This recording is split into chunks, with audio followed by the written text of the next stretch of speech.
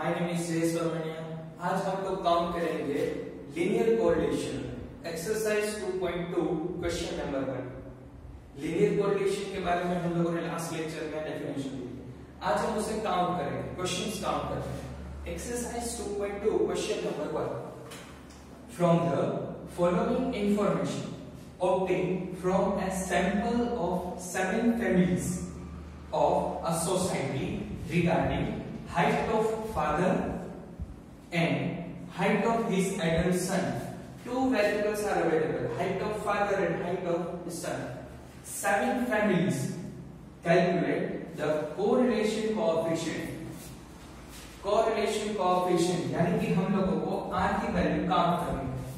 R correlation count करना है between height of father and height of his son.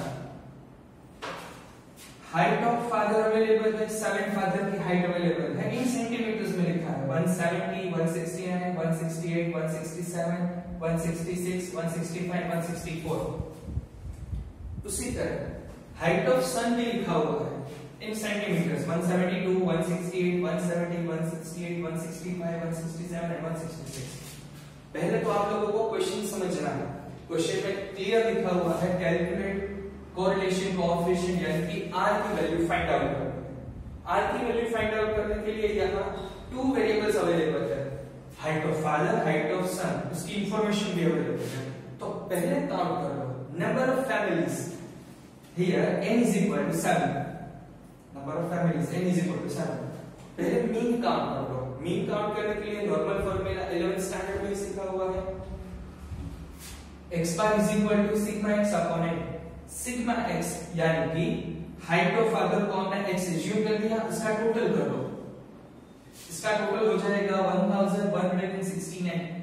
7 families तो 1169 को 7 के साथ डिवाइड कर दो तो 167 एवरेज हाइट होगी। Average height of 7 fathers. उसी तरह एवरेज हाइट ऑफ सन। तो y bar is equal to sigma y upon n। 1.76 divided by 7 168 centimetre. यहां देख सकते हो कि दोनों की हाइट x बार y बार दोनों इंटीजर वैल्यू है, परफेक्ट वैल्यू है, पॉइंट में आंसर नहीं है। अगर इंटीजर वैल्यू हो तो आपको कैलकुलेशन के लिए फार्मूला नंबर 1 अप्लाई करना है। फर्स्ट फार्मूला है when x bar and y bar are integers, perfect value हो, पॉइंट में नहीं होना चाहिए। तो ये आंसर है 167 168 परफेक्ट वैल्यू होगी।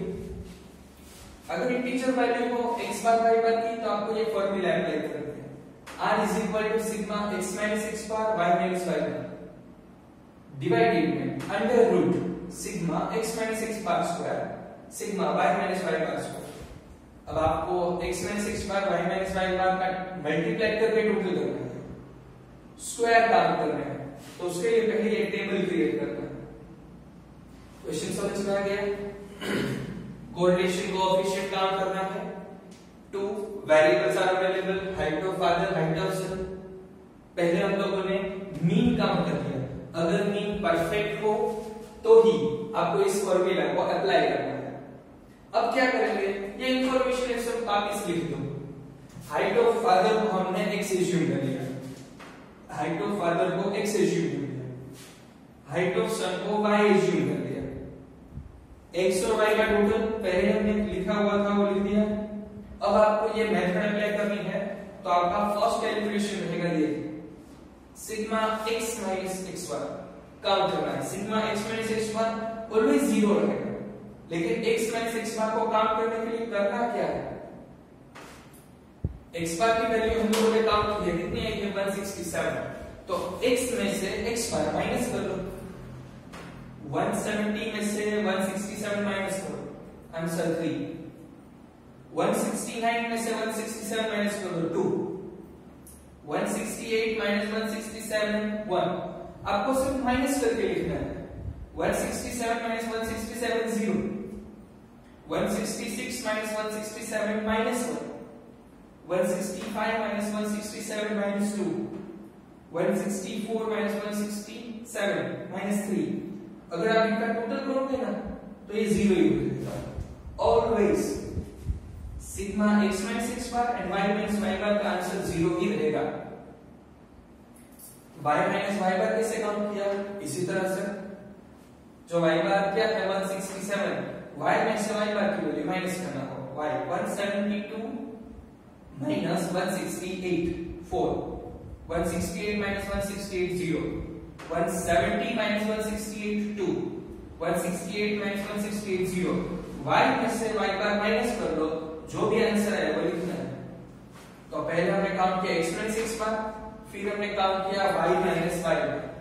अब आपको क्या करना है, इन दोनों का मल्टीप्लाई करना है, दोनों का multiply 3 into 4 12, 2 into 0 0, 1 into 2 2, 0 into 0 0, minus 1 into minus 3, minus minus plus 1 into 3 3, minus 2 into minus 1, minus minus plus 2 into 1 2, minus 3 into 2 6। इसका टोटल कर लो। अब सिग्मा x माइनस x पर 0, y माइनस y पर 0 होगा, लेकिन x माइनस x पर y minus y पर में जो भी आंसर है वो लिखना है। अगर आप इनका टोटल करोगे तो उनका टोटल हो जाएगा 25। नेक्स्ट आपको काम करना है sigma x minus x bar square. कैसे काम करेंगे, सिंपल है, x माइनस x बार की वैल्यू है ना, इसका स्क्वायर करना है। 3 का स्क्वायर 9, 2 का स्क्वायर 4, 1 का स्क्वायर 1, स्क्वायर करना है, स्क्वायर यानी multiply, 3 into 3 9, 2 into 2 4, 1 into 1 1, 0 into 0 0, minus 1 into minus 1 1। Square always positive ही रहेंगे। minus 2 स्क्वायर 4, minus 3 स्क्वायर 9, इनका टोटल कर दो 28 हो गया। अब y minus y bar square, y minus y bar square 16 कैसे आएगा, जो यहाँ y माइनस y पर लिखा हुआ है 4 4 का स्क्वायर 16, 0 का स्क्वायर 0, 2 का स्क्वायर 4, 0 का स्क्वायर 0, माइनस 3 का स्क्वायर 9, माइनस 12 का स्क्वायर 1, माइनस 2 का स्क्वायर 4, 34 टोटल। सभी का टोटल कर लो। जो टेबल इंपॉर्टेंट क्यों है, क्योंकि टेबल में हमें तीन चीज चाहिए जो फॉर्मूला में लिखी हुई है। फॉर्मूला लिखा है ना, sigma x minus x bar y minus y बार, सिग्मा यानी कि total x minus x bar y minus y बार का टोटल मिल गया। Sigma x minus x bar square का टोटल भी चाहिए, तो ये x minus x bar square का total 28, y minus y bar square उसका भी टोटल। अब इस वैल्यू को फॉर्मूला में लिखते हैं तो हमें आंसर मिलेगा कोरिलेशन कोएफिशिएंट ऑफ r। अब यहां फॉर्मूला में लिख देते हैं वैल्यू,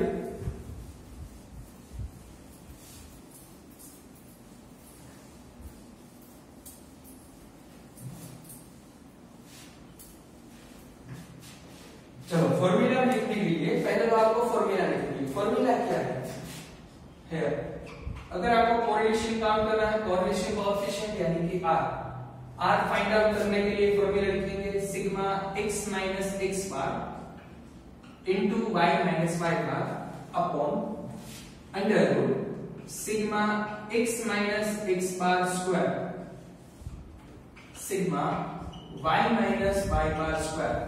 हम लोग फॉर्मूला लिख दिए। अब फॉर्मूला से वैल्यू लिखेंगे, x minus x bar y minus y bar क्या होगा 25, sigma x minus x bar square उसकी वैल्यू है 28 under root 28, sigma y minus y bar square 34।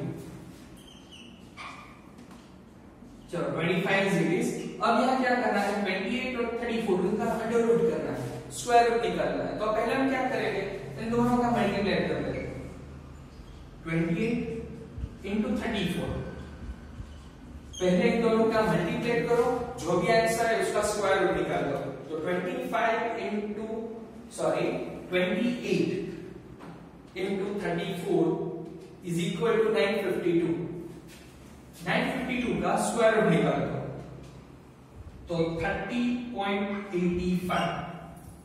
अब डिवाइड कर लो, जो भी आंसर है वो हमारा कोरिलेशन कोएफिशिएंट। तो 25 डिवाइडेड बाय 30 0.81।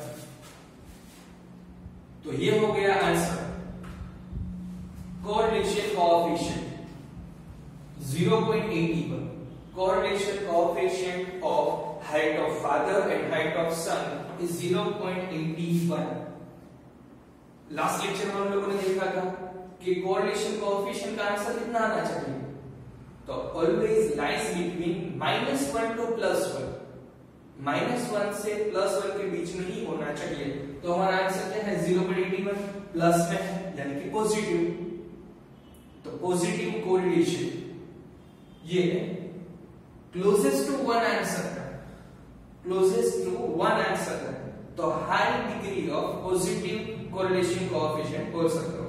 इस तरह के क्वेश्चन 5 मार्क्स में पूछे जाते हैं। आई होप सभी लोगों को समझ में आ गया होगा। Thank you.